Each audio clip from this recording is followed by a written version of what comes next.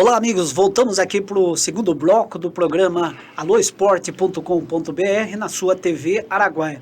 Miguel, fiquei impressionado. Nós vamos falar de xadrez daqui a pouquinho, mas mais de R$ 1.200 uma raquete, eu estou pensando até agora. Eu acho que vou continuar não praticando nada.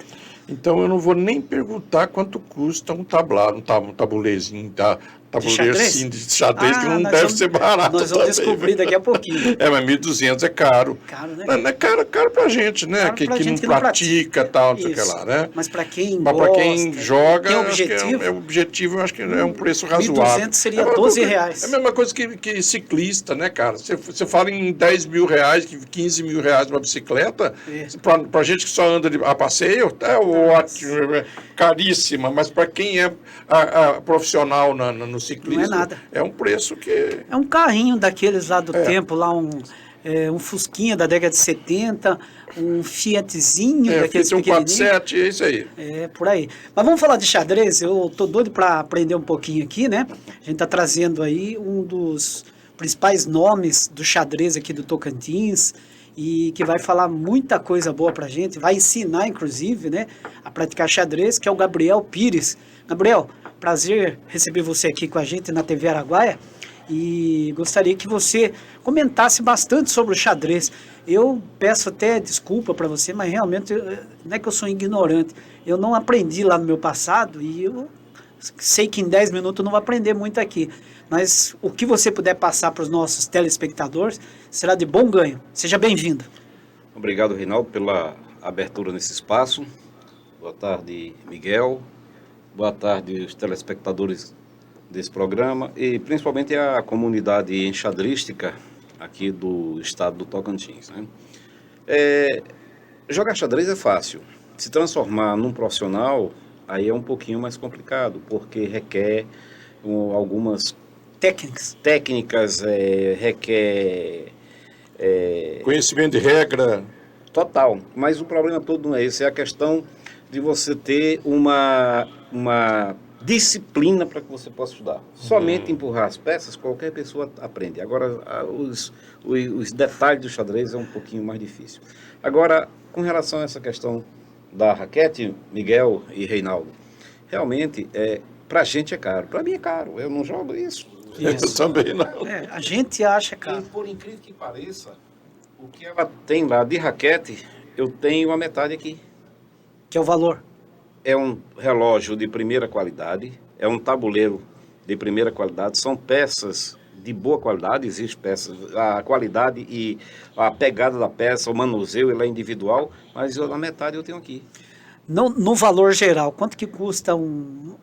Como que eu posso chamar assim? O tabuleiro Aqui é completo. O tabuleiro completo, um tabuleiro desse hoje está na faixa de R$ 100. Né? Um caro, relógio desse está na faixa de uns R$ 300 a R$ 400, dependendo do O relógio é mais caro que o tabuleiro. É mais caro que o por tabuleiro. causa da E as tecnologia. peças R$ 180 a R$ 200, é isso aí. E é barato, porque isso é uma coisa aqui que a raquete, ela vai se desgastar com o tempo. O tabuleiro de xadrez, as peças de xadrez, isso Não aqui gasta. não gasta. Isso aqui, não sei se você viu, é o mesmo material de um pé de mouse, do mousepad, entendeu?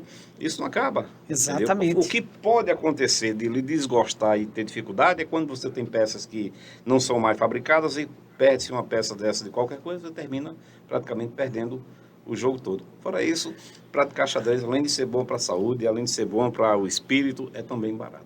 Antes da gente entrar no campo de jogo aqui, a gente fala assim, No pensando, campo de batalha, né? vamos dizer assim. Eu queria que você explicasse aqui no Tocantins, por exemplo, quantos praticantes a gente tem uma federação específica. É bom que as pessoas saibam, até para elas serem direcionadas. Olha, eu quero praticar xadrez a partir de agora. Como que essa pessoa faz?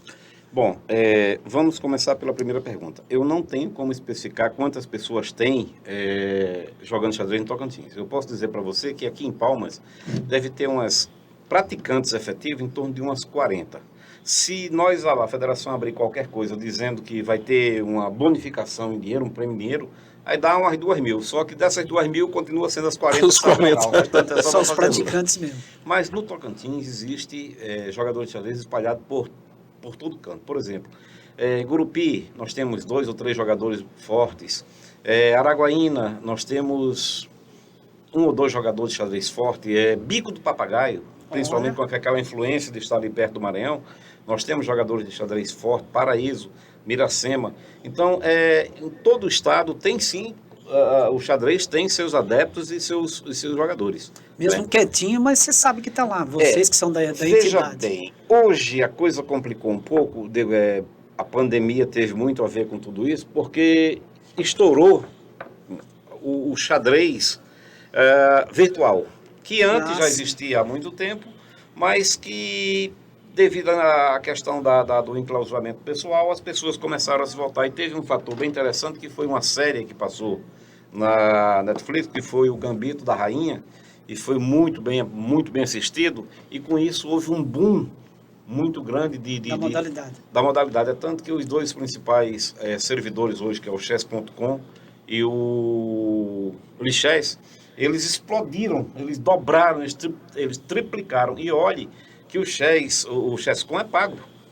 entendeu? Mesmo assim, estourou a questão. Mas a pergunta, a dúvida minha, que você levou para esse lado aí, o físico, o cara que jogando cara a cara com você, não é melhor do que na internet? Depende, isso vai até por uma questão de caráter.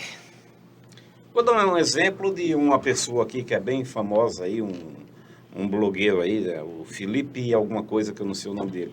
Esse cara nunca tinha pego no tabuleiro de xadrez. Quando houve agora a pandemia, ele resolveu jogar xadrez e o camarada teve um salto quilométrico. Se fosse um salto em altura, ele tinha pulado 1000 metros com uma varinha pequenininha, que ninguém entendia porque foi flagrado usando programas, e com isso chegou a ser banido. Então esse é um dos grandes problemas que você deve ter. Lembro desse caso.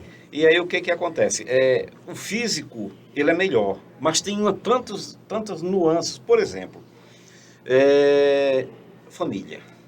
É um dos elementos que faz com que o xadrez físico, de certa forma, ele perca um certo... Muitas vezes a esposa não gosta, não sei o quê, papapá, o camarada fica meio limitado. E não pode nem levar para casa, né? Não pode levar para casa, não tem como. E é um espaço onde é saudável. O xadrez tem um espaço extremamente saudável. Ali você não vê droga, raramente você vê... Tem um cara que toma cervejinha, tem um cara que fuma um cigarrinho, mas você não vê essa questão, porque não tem nexo causal entre o xadrez e uma droga qualquer que seja. Não tem como. Sim, entendi. Então é extremamente saudável o ambiente enxadrez. Mas existe esposas que não gostam, existe uma série de namoradas que não gostam, existe uma série de coisas. Eu largava a namorada para jogar xadrez. Quando eu comecei a namorar com a minha atual esposa, ela perguntou: você tem vício? Eu falei: tenho. Ixi. Eu tenho 3 vícios. Eu gosto de cerveja importada para provar, para degustar. Eu gosto de fotografar e gosto do xadrez. Se você não quiser me acompanhar nas outras duas, eu até largo por você. Agora o xadrez eu conheci primeiro. E hoje ela é conhecida no meio, também joga, mas não gosta de participar e vai comigo para onde eu vou e não tem problema. Gabriel, faz uns lances aqui para a gente ter uma noção. Pode explicar que tipo de jogada você está fazendo? O xadrez é uma guerra. O tabuleiro é um campo de batalha e todas as peças, elas têm uma importância natural de como se uma arma de guerra fosse. E o rei é o monarca, que vai ser aquele que tem que ser defendido por todos, né? Então, sempre as peças brancas vão iniciar a partida, isso aí é regra, né? A regra principal do xadrez é a regra do desenvolvimento, então o ideal sempre é sair com um peão central, né? Ocupando o centro, e as negras vão combater também com o peão central. Desenvolvimento de um cavalo, cavalinho já está aqui, saiu, tal, essa coisa toda. Mesma coisa, o cavalo. Ou o cavalo. Ou, se não quiser sair com o cavalo, vamos apoiar esse peãozinho aqui central, que mais cedo ou mais tarde vai ser atacado. Ah, mas eu não quero fazer nada disso, eu quero jogar um fianqueto, colocando o bispo para atacar o centro. Prestem atenção que tudo que eu fiz aqui teve uma relação com o centro. Esse lance aqui é lance de principiante. Quando o cara joga isso, você já sabe que ele não sabe jogar praticamente nada, salvo algumas vezes, né? Tem pessoas que jogam isso como da abertura, mas sabem jogar. O cara que sabe, ele já vem pelo meio. Do centro. A guerra se ganha ocupando o centro. É do centro que você lança os ataques aonde aonde você quer atingir, onde você Isso. quer atingir a força adversária, entendeu? Então, muito bem, jogou, vamos supor que joga aqui, jogar um peão aqui, pode ser. Isso aqui é uma abertura até que eu estou inventando na hora, isso praticamente nem se joga. Com a finalidade de fazer a cravatura, né? Se nós fôssemos jogar uma partida séria aqui, nós temos a abertura mais antiga que existe no mundo, que é a chamada Rui Lopes, peão é 4, 5, cavalo 3, bispo 5, essa é a chamada Rui Lopes. Isso aí é em homenagem a um padre espanhol, né? E praticamente é a abertura mais jogada no mundo, é essa aqui. A mais antiga, a mais jogada, a mais querida, a mais estudada, a que tem mais livros com relação à abertura. Mas existe, só um instantinho, Miguel, existe um detalhe. Eu estou falando de abertura, mas no xadrez é necessário que você compreenda a abertura, o meio-jogo, o final, os elementos estratégicos e os elementos táticos. Se você conseguir dominar tudo isso, você é um campeão mundial. Essa aqui é a questão. Você me dá um cheque o mais rápido possível. Peraí. Checkmate mais rápido possível. Não é isso. Pensei que O era. checkmate mais rápido possível. Na realidade, eu digo sempre o seguinte, que quem toma esse cheque, o outro não dá o cheque, o cidadão é que toma o cheque. Eu falei para vocês que tudo tem que ser feito com relação ao centro. Mas suponhamos que o branco joga alguma coisa aqui fora do centro. Jogou fora do centro. O preto vai e joga no centro. Bom, de quebra, se você prestar atenção, vou jogar aqui. De quebra, ele já domina um centro maior do que esse aqui. Esse aqui já está mais pelas laterais, né? Aí o branco vai e joga esse lance aqui. Automaticamente ele tirou qualquer defesa do rei. As pretas com a dama na diagonal negra, dá cheque, não existe nenhuma peça para cobrir o rei e o rei não pode sair porque sempre vai ficar em cheque. Esse é o checkmate mais antigo do mundo, mais rápido do mundo, e é chamado de mate do louco, porque só doido joga um negócio desse. Interessante. Bom demais, hein? O interessante do xadrez tem um outro fator, que são as coisas referentes a nomes de posições partidas. Depois eu passo para você. Não, eu queria que você fizesse o seguinte, o arroz com feijão, por exemplo, o cara que nem eu, que sou leigo, não conheço absolutamente nada, estou aqui prestando atenção, mas sei que para mim poder aprender é coisa de meses, anos. O arroz com feijão, para o cara que está começando assim, como que faz? Esse aqui não foi arroz com feijão, porque você fez umas técnicas na realidade aqui, totalmente diferentes. Arroz com feijão. Eu quero desafiar ele no outro bloco, eu vou entrar e vou jogar com ele. Ok. Esse aqui é o arroz com feijão. O que você tem que fazer no arroz com feijão diante de tudo que eu disse? É sempre você procurar ocupar o centro. Arroz com feijão, peão 4 dama. É centro? É centro. Eu não gosto de peão da dama, gosto de peão rei. Peão 4 rei. É centro? É centro. Eu quero jogar um peão do bispo dama. É centro? É centro. Sempre você vai pensar em ocupar o centro. A primeira luta do xadrez é dominar o centro. E sempre que seu adversário fizer um lance para ocupar o centro, você tem que fazer um para contrapô-lo. Sim. Pode ser um lance com o cavalo, ele está dominando o centro. Pode ser um lance com o peão, está contrapondo o centro. São os lances normais para que você possa contrapor o centro numa situação dessa. Então, o arroz e feijão é dominar o centro. Tá. Porém, existe um detalhe. Cada forma que você joga aqui, de primeiro movimento, ele tem um nome específico. Por exemplo, isso aqui, gambito da dama.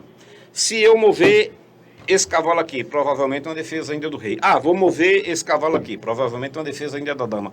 Vou jogar, sei lá, um trocinho aqui. Se o cara jogar aqui, há uma pirque. Então, todos os lances têm um nome voltado para específico. O xadrez. Por exemplo, se jogar essa situação aqui, isso aqui é uma Zaragoza. Pode ser depois desse bispo aí, pode ser um ataque torre, pode ser uma London. Então, cada jogada tem um lance específico. Porque até muitas vezes o 24º, 25º lance ainda é uma abertura.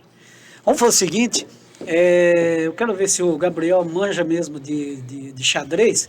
Nós vamos fazer um desafio aqui. Olha. É mesmo. Quem? Nós vamos eu fazer. não. Miguel não Me vai, o Reinaldo Cisterna ainda não tem condições nenhuma, mas nós vamos chamar daqui a pouquinho aqui para fazer um desafio contra o Gabriel Pires.